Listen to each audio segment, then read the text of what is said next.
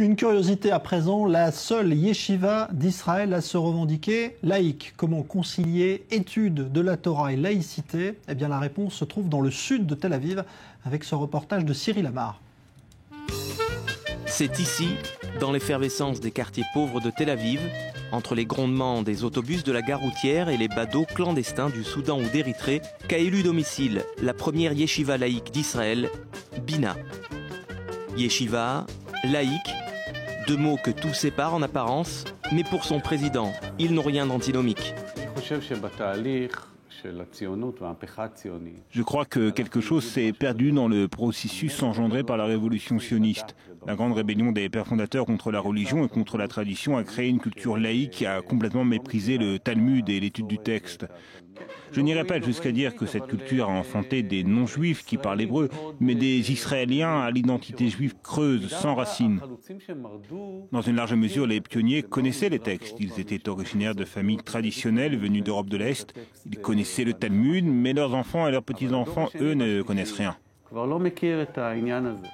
C'est justement pour remédier à cet accident de parcours qu'en 1996, des éducateurs et intellectuels issus du mouvement kibboutzik créent Bina.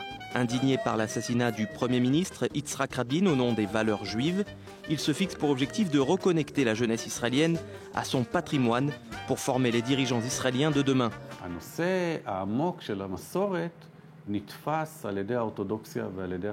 La tradition a été accaparée par le monde ultra-orthodoxe et il existe un accord tacite qui dit la chose suivante: nous sommes les grands prêtres, nous connaissons le Talmud, nous savons quoi faire, et vous les laïcs, vous n'avez qu'à aller à la plage, manger du houmous et quand vous aurez une question, on vous dira quoi faire.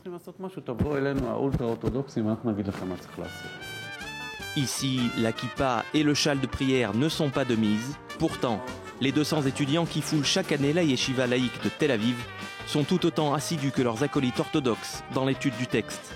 Les enfants d'un même peuple, le peuple du livre.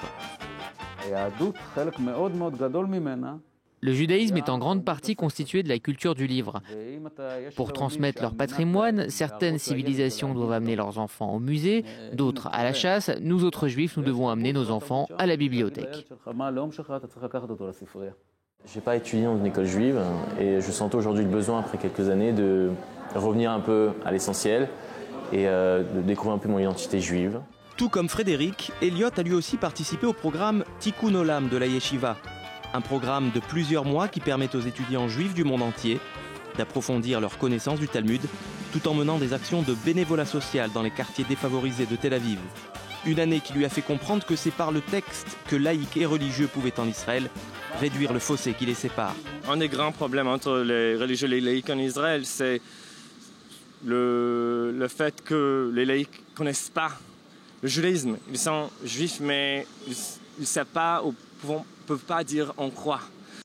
Si vous aviez dit à mes amis il y a 20 ans qu'un jour je deviendrais directeur d'une yeshiva, ils vous auraient sans doute pris pour un fou.